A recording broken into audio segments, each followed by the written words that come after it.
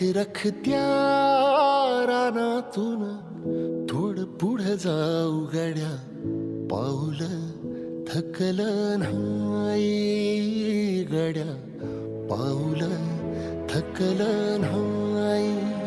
सुकलेल्या भाकरीला पानसंग खाऊ गड्या, पाऊल थकलं नाही गड्या, पाऊल थकलं नाही.